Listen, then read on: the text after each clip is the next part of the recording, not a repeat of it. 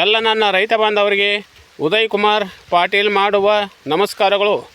ನಾನು ಇವತ್ತಿನ ದಿವಸ SNK 13,374 ಈ ಕಬ್ಬಿಗೆ ಸುಳಿ ರೋಗ ಬರುತ್ತಲ್ಲ, ಅದರ ಬಗ್ಗೆ ಇವತ್ತಿನ ದಿವಸ ಸಂಪೂರ್ಣವಾದ ನಾನು ಮಾಹಿತಿ ಹೇಳ್ತಂತ ನೋಡ್ರಿ. ಈಗ ನಾನು ನೋಡತ್ತೇವಲ್ಲ, ಇದು SNK ಕಬ್ಬ. ಈ ಕಬ್ಬಿಗೆ ಯಾವಾಗಪ್ಪ ಅಂತಂದ್ರೆ ಇದು ಜೂನ್ದಿಂದ ಆಗಸ್ಟ್ ಮಟನೂ ಒನ್ ಟರ್ಮ್ದಾಗ ಸುಳಿ ರೋಗ ಬರ್ತೈತಿ. ಆಮೇಲೆ ನೆಕ್ಸ್ಟ್ ಈಗ ನಾವು ಕಬ್ಬು ಹಾಕಿದೇವಲ್ಲ, ಕಬ್ಬು ಹಾಕಿದ 9 ತಿಂಗಳಿಗೆ ಮತ್ತು ಇದು ರಿಪೀಟ್ ಆಕತಿ. ಇದು ರೋಗ ಯಾವುದು ಮತ್ತು ಅದು ಯಾವ ಕಾರಣಕ್ಕೆ ಬರ್ತೈತಿ ಮತ್ತು ಅದು ಯಾವ ಏರಿಯಾದಾಗ ಬರ್ತೈತೆ ಅಂತ ಹೇಳ್ಯಾರ ನನ್ನ ರೈತ ಮಿತ್ರರಿಗೆ ನಾ ಇವತ್ತಿನ ದಿವಸ ನನ್ನ ಸ್ವಂತ ಅನುಭವದ ಮೇರೆಗೆ ನಾನು ಹೇಳ್ತೇನೆ. ಯಾಕಂದ್ರೆ ಈ ಕಬ್ಬನ ಹಾಕಕ್ಕೈತಿ ಸತತಮಿಗೆ ಈಗ ಒಂದು 4-5 ವರ್ಷ ಆಯ್ತು. ನಾ ಇದನ್ನು ಬಂಪರ್ ಇಳುವರಿನ ತೆಗೆದನು. ನಂತರ ನಾ ಇದನ್ನು ಎಲ್ಲ ಕಾಲದಾಗ ಹಾಕಿದ್ದೇನೆ. ಎಲ್ಲ ಕಾಲದಾಗ ಅಂತಂದ್ರೆ ನಾನು ಅಕ್ಟೋಬರ್ ನವಂಬರ್ದಾಗ ಹಾಕಿದೆನು, ಆಮೇಲೆ ಡಿಸೆಂಬರ್ದಾಗ ಹಾಕಿದೆನು, ಆಮೇಲೆ ಫೆಬ್ರವರಿ ಮಾರ್ಚ್ ತಿಂಗಳದಾಗ ಹಾಕ್ಯಾನ.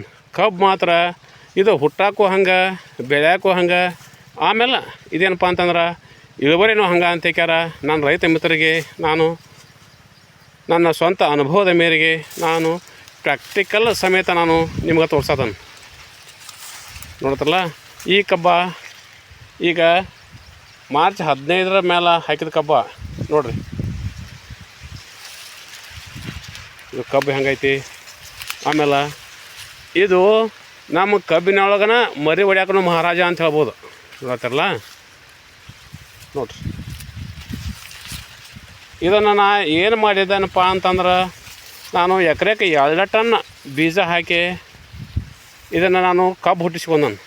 ಹುಟ್ಟಿಸಿದ ಒಂದು ಮೇಲೆ ಏನು ಮಾಡಿದೇನಪ್ಪ ಅಂತಂದ್ರೆ ಕಬ್ಬು ಹುಟ್ಟಿದ 45 ದಿವ್ಸಕ್ಕನ್ನು ಕೊಡ್ದ ನಾ ಇದನ್ನು ಸುಳಿ ಕಿತ್ತನು ನೋಡ್ರಿ. ನಾನು ಸುಳಿ ಕಿತ್ತಿದ್ದ ಇದು ಏನಾಗೈತೆ ಅಂತಂದ್ರೆ ಇವು ಸಾಲೆಲ್ಲ ತೇಕೆ ಗಡ್ತರಾಗಿದ್ದಾವೆ ಅಂತ ಹೇಳ್ಯಾರ ನನ್ನ ರೈತ ಮಿತ್ರರಿಗೆ ನಾ ಹೇಳ್ತಾನೆ. ಗೊತ್ತಲ್ಲ, ಇವೆಲ್ಲ ಪ್ರತಿಯೊಂದು ಸಾಲು ನೋಡ್ರಿ, ಪ್ರತಿಯೊಂದು ಸಾಲೂ ತೇಕೆ ಗಡ್ತರ ಮರಿ ಆಗೈತಿ ನೋಡ್ರಿ. ಇಷ್ಟು ಮರಿ ಹೊಡ್ಯಾಕೆ ಕಾರಣ ಏನಪ್ಪ ಅಂತಂತಂದ್ರೆ ಈಗ ನಾವು ಸುಳಿ ಕಿತ್ತವಲ್ಲ, ಸುಳಿ ಕಿತ್ತರಿಂದ ಈ ಥರ ಆಗಿ ಮರಿ ಹೊಡತಿ. ಮತ್ತು ನಾನು ರೈತ ಮಿತ್ರನ ಇನ್ನೊಂದು ಏನು ಹೇಳ್ತಾನೆ ಅಂತಂದ್ರೆ ಇದು SNK ಕಬ್ಬು ಐತಲ್ಲ, ಇದು ಮರಿ ಹೊಡಿತಿ ಅಂತಂದ್ರೆ ಇದು ಮರಿ ಹೊಡೋಷ್ಟೆಲ್ಲ ಕಬ್ಬು ಆಗೇ ಬಿಡತ್ತೆ ಅಂತ ಹೇಳ್ಯಾರ.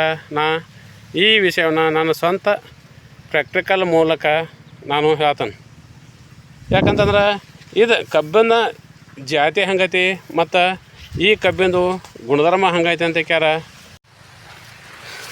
ಈಗ ನಾನು ನೋಡತ್ತವಲ್ಲ, ಈ ಕಬ್ಬಿಗೆ ಇದು ಸುಳಿ ರೋಗ ಐತಲ್ಲ, ಈ ಸುಳಿ ರೋಗ ಅನ್ನೋದು ಇದಕ್ಕೆ ಏನಪ್ಪ ಅಂತಂದ್ರೆ ಈಗ ನಮ್ಮ ಮನುಷ್ಯರಿಗೇನು ಹುಳಾನಗಡಿ ಕಸಾರಿಕೈತಲ್ಲ, ಹುಳಾನಗಡಿ ಕಸಾರಿಕಿದ್ದ ಹಂಗೆ.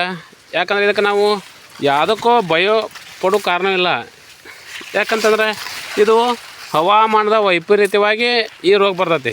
ಅಂದ್ರೆ ನಾ ಏನು ಮಾಡಿದೆ ಅಂತಂದ್ರೆ ನಾನು ಖಾನಾಪುರ ಸೈಡೂ ರೈತರು ಈ ಕಬ್ಬ ಬೆಳೆದಾರೆ. ನಾನು ಅಲ್ಲಿ ಹೋಗಿ ಈ ಕಬ್ಬ ನೋಡಿಯನ್. ಆಮೇಲೆ ನಾನು ಚಿಕ್ಕೋಡಿಗೂ ಹೋಗಿದ್ನಿ, ಚಿಕ್ಕೋಡಿಯಾಗೂ ರೈತರು ಅಲ್ಲಿ ಕಬ್ಬು ಬೆಳೆದಾರು, ಅದನ್ನು ನೋಡಿದ್ನಿ. ಆಮೇಲೆ ನಮ್ಮ ಬೈಲಹೊಂಗಲ ತಾಲೂಕದಾಗ MK ಬಳಿ ಆಯ್ತು, ಆಮೇಲೆ ಕುರುಗುಂದ ಆಯ್ತು, ಮತ್ತು ಇಲ್ಲೂ ರೈತರು ಕಬ್ಬು ಬೆಳೆದಾರೆ. ನಾನು ಇಲ್ಲೂ ಸ್ವತಃ ರೈತರ ಹೊಲಕ್ಕೆ ವಿಸಿಟ್ ಕೊಟ್ಟ್ಯಾರ. ನಾ SNK ಕಬ್ಬ ನೋಡಿದ್ದೇನೆ. ಇದೇನಂತಂದ್ರೆ ಇದು ನನಗೆ ನನ್ನ ಅನಿಸಿಕೆ ಮೇರೆಗೆ ಇದು ಮಲ್ನಾಡ್ಕ ಈ ರೋಗ ಕಡಿಮೆ. ಯಾವುದಂತಂದ್ರೆ ಇದು ವೈರಾಣುವಿಂದ ಬರತ್ತಲ್ಲ, ವೈರಾಣುದಿಂದ ಬರೋ ರೋಗ ಈ ಕಬ್ಬಿಗೆ ಮಲ್ನಾಡ್ಕ ಕಡಿಮೆ. ಮತ್ತು ಈ ಸುಳಿ ರೋಗ ಎಲ್ಲಿ ಭಾಳಪ್ಪ ಅಂತಂದ್ರೆ ಇದು ಉಷ್ಣವಲಯ ಅಂತಾರಲ್ಲ ಅಂತಂತಂದ್ರೆ ಚಿಕ್ಕೋಡಿ ಬಂತು, ಆಮೇಲೆ ಸವದತ್ತಿ ತಾಲೂಕಿನಾಗೂ ರೈತರ ಕಬ್ಬು ಹಾಕ್ಯಾರ. ನಾನು ಆ ರೈತರ ಹೊಲದ ಕಬ್ಬಿಗೆ ಹೋಗಿ ವಿಸಿಟ್ ಮಾಡಿದೆನು. ಅಲ್ಲಿ ಈ ರೋಗ ಕಾಣಿಸ್ಕೊಂಡತಿ ನೋಡ್ತಾರಲ್ಲ. ಯಾಕಂದ್ರೆ ನಮ್ಮ ಬೈಲಹೊಂಗಲ ತಾಲೂಕದಾಗ ನಾನು ಹೇಳಿದ್ನಲ್ಲ, MK ಬಳಿ ಆಯ್ತು, ಕುರುಗುಂದ ಬಂತು, ಆಮೇಲೆ ಸುತ್ತಮುತ್ತ ಹಳ್ಳಿ ಏನು ರೈತರದಲ್ಲ ಅಲ್ಲೂ ನಾವು ವಿಸಿಟ್ ಮಾಡಿದಾಗ ಈ ರೋಗ ಒಂದು ಸ್ವಲ್ಪ ನನಗೆ ಕಾಣಿಸ್ಕೊಂಡಿಲ್ಲ. ಆಮೇಲೆ ನಾನು ಚಿಕ್ಕೋಡಿ ಸೈಡ್ ಹೋಗಿದ್ನಿ, ಅಥಣಿ ಹೋಗಿದ್ನಿ, ಆಮೇಲೆ ಇಲ್ಲಿ ಅಂತಂದ್ರೆ ಸವದತ್ತಿ ತಾಲೂಕಿಗೆ ಹೋಗಿದ್ನಿ. ಅಲ್ಲಿ ಈ ಸುಳಿ ರೋಗ ಕಾಣಿಸ್ಕೊಂಡತಿ. ಇದು ಸುಳಿ ರೋಗ ಕಾಣಿಸಿಕೊಂಡ್ರೂ ನನಗೆ ಅನಿಸಿಕೆ ಮೇರೆಗೆ ಇದು ನಮಗೆ ಎಲ್ಲಿ ಮಳೆ ಭಾಳ ಬೀಳ್ತೈತಲ್ಲ, ಮಳೆ ಭಾಳ ಬೀಳೋ ಪ್ರದೇಶ ಒಳಗೆ ಮತ್ತು ಅತಿ ತಂಪು ಆಗೋ ಪ್ರದೇಶದೊಳಗೆ ಈ ರೋಗ ಬದಲು ಅಂತ ಹೇಳ್ಯಾರ. ನನ್ನ ರೈತ ಮಿತ್ರರಿಗೆ ನಾ ಈ ವಿಷಯವನ್ನು ಹೇಳ್ತಾನಂತ. ಮತ್ತು ಈ ಕಬ್ಬಿಗೆ ಸುಳಿ ರೋಗ ಯಾವ ಥರ ಬರ್ತಂತಂದ್ರೆ, ಈಗೇನ ನಮ್ಮ ಕಬ್ಬಿನ ಸುಳಿ ಇರತ್ತಲ್ಲ ಮ್ಯಾಗ ನೋಡತ್ತಾರಲ್ಲ, ಇದು ಕಬ್ಬಿನ ಮ್ಯಾಲ ಸುಳಿ ಐತಲ್ಲ, ಈ ಸುಳಿಗೆ ಏನಾಕತ್ತಂತಂದ್ರೆ ಅದು ನಮ್ಮ ಕ್ಯಾದಿಗೆ ನಾವು ನೋಡಿವಲ್ಲ, ಕ್ಯಾದಿಗೆ ಟೈಪ ಇದೇನಾಕತ್ತಂತಂದ್ರೆ ಈ ಕಬ್ಬಿನ ಸುಳಿಯಾಗನ ಕ್ಯಾದಿಗೆ ಟೈಪ್ ಆಕತಿ. ಕ್ಯಾದಿಗೆ ಟೈಪ್ ಆದದ್ದನ ಏನಾಕತಿ, ಅದು ಮಂಡ್ರಿಕೆದಂಗಾಗ ನಿಂತು ಬರ್ತೈತಿ. ಆಮೇಲೆ ಅದು ರೋಗ ಅಟ್ಯಾಕ್ ಆಗಿರ್ತೈತಿ. ನಾವು ಈ ರೋಗ ಅಟ್ಯಾಕ್ ಆದರೂ ನಾವು ಹೆದರೋ ಕಾರಣ ಇಲ್ಲ. ಯಾಕಂತಂದ್ರೆ ಈಗ ನಮಗೆ ಮನುಷ್ಯರಿಗೆ ಸರ್ದಿ ಬಂದು ಹೋಗೋಕೆ 2 ದಿವಸ ಟೈಮ್ ಬೇಕು. ಅದ ಪ್ರಕಾರ ಈ ಕಬ್ಬಿಗೆ ಇದು ಸುಳಿ ರೋಗ ಬಿದ್ದ ಆದ ತನ್ನಿಂತಾನ ಆಟೋಮೆಟಿಕ್ ನಮಗೆ ಅದು ಕವರ್ ಆಕತಿ. ಇದಕ್ಕೂ ಒಂದು 10 ರಿಂದ 15 ನಿಮಿಷ ಟೈಮ್ ಬೇಕು. ನಂತರ ಅದು ಸುಳಿ ರೋಗ ಬಿದ್ರೂ ತನ್ನ ಪಾಡಿಗೆ ಅದು ಎಷ್ಟು ಬೆಳಿಬೇಕಲ್ಲ ಅಷ್ಟು ಬೆಳೆದತ್ತಿರ್ತದೆ ಅಂತ ಹೇಳ್ಯಾರ.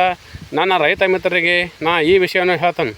ಇದು ಯಾಕಂತಂದ್ರೆ ಈ ಕಬ್ಬ ಈ ಸ್ಟೇಜ್ನಾಗ ನೋಡತ್ತಲ್ಲ, ಈ ಸ್ಟೇಜ್ನಾಗ ಆದ ರೋಗ ಬಿತ್ತಂತಂದ್ರೆ, ಯಾಕಂದ್ರೆ ಕಬ್ಬಿನ ವಯಸ್ಸು ಇರ್ತೈತಿ, ಆಮೇಲೆ ಅಗದಿ ಜಬರ್ದಸ್ತ್ ಮತ್ತು ಅದು ರೋಗ ನಿವಾರಣೆಯಾಗಿ ಇಂಪ್ರೂವ್ ಆಕತ್ತಂತ ಹೇಳ್ಯಾರ. ನಾನು ರೈತ ಮಿತ್ರರಿಗೆ ನಾ ಹೇಳ್ತಾನೆ.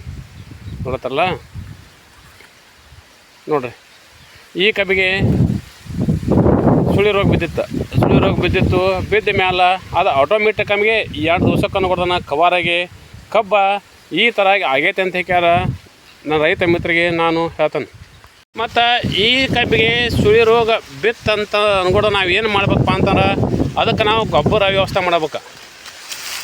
ಸುಳಿ ರೋಗ ಬಿದ್ದಾಗ ಈ ಕಬ್ಬಿಗೆ ಒಂದು ಸ್ವಲ್ಪ ವೀಕ್ ಆಗಿರ್ತೈತಿ. ಯಾಕಂತಂದ್ರೆ ಸುಳಿಗೆ ರೋಗ ಇರ್ತೈತಲ್ಲ, ಅದಕ್ಕೆ ವೀಕ್ ಆಗಿರ್ತೈತಿ. ಆವಾಗ ನಾವು ಅದನ್ನು ನೋಡ್ಕೊಂಡವ್ರೆ ಏನು ಮಾಡ್ಬೇಕಪ್ಪ ಅಂತಂದ್ರೆ, ಈ ಕಬ್ಬಿಗೆ DAP, ಯೂರಿಯಾ, ಸಲ್ಫೇಟ್ ಇವನು ನಾವು ಗೊಬ್ಬರ ಚೆಲ್ಲಿದಪ್ಪ ಅಂತಂದ್ರೆ ಕಬ್ಬ 15 ದಿವಸದಾಗ ಮತ್ತು ಹೊಳ್ಳಿ ಈ ಥರ ಆಕತಿ. ನೋಡ್ತಾರಲ್ಲ ನೋಡಿ, ಕಬ್ಬ ಎಷ್ಟು ಚೆಲ್ಲಿ ಐತಿ ನೋಡಿ.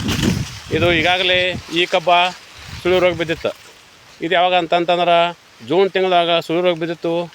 ಈಗ ಜುಲೈದಾಗ ಅನ್ಕೊಡ್ದಾನೆ ಇದಲ್ಲ ಸಂಪೂರ್ಣ ಇದು ರೋಗ ಬಿಟ್ಟಕ್ಯಾರ ಈ ಥರನಾಗೆ ಫುಲ್ ಹೆಲ್ದಿ ಆಗೈತಿ.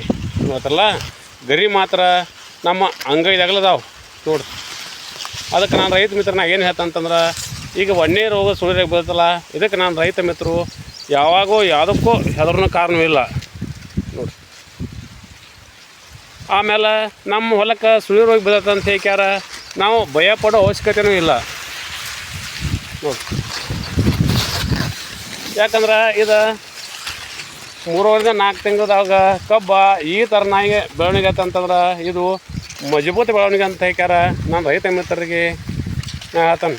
ಯಾಕಂದ್ರೆ ಈ ಕಬ್ಬಿನ ಗುಣಧರ್ಮ ಹಂಗೈತಿ. ಇದು ಎಷ್ಟು ಲೇಟ್ ಆದ್ರೂ ಇದಕ್ಕೆ ಹೆದರು ಇದಿಲ್ಲ. ಆಮೇಲೆ ತನ್ನ ಪಾಡಿ ತಾನು ಬೆಳೆದಷ್ಟೇ ಬಿಡ್ತೈತಿ ನೋಡ್ರಿ. ನೋಡ್ತಲ್ಲ, ಅದು ಎಷ್ಟು ಮರಿ ಐತಲ್ಲ ಅಷ್ಟೆಲ್ಲ ಗಣಿಕೆ ಆಗತ್ತ ಅಂತ ಕ್ಯಾರ. ನಾನು ರೈತ ಮಿತ್ರರಿಗೆ ತದ್ರೂಪನ ನಾನು ವಿಡಿಯೋ ಮಾಡಿ ತೋರ್ಸತ್ತಾನೆ. ಮತ್ತು ಈ ಕಬ್ಬಿಗೆ ಎಲ್ಲಿದ್ದು ಬಿಡೋಪ್ಪ ಬ್ಯಾಡ ಅಂತ ಹೇಳ್ಯಾರ. ನಾವು ಔಷಧ ಹೊಡೆದ್ರನ್ನ ನಾವು ನಿರ್ಮೂಲನೆ ಮಾಡ್ಕೋತಂದ್ರೆ ಇದು ಔಷಧಕ್ಕೂ ನಿರ್ಮೂಲನೆ ಆಕತಿ.